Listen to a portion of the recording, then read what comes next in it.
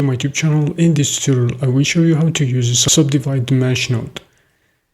We have added this cube to the scene, then hit the new button as shown here. Shift A, I'm going to be searching for subdivide mesh node. Let's plug in it, then tap into edit mode.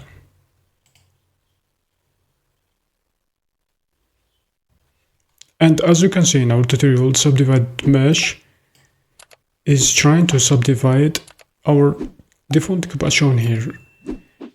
In other words, it's the same as the subdivision surface node, but without the smoothing part.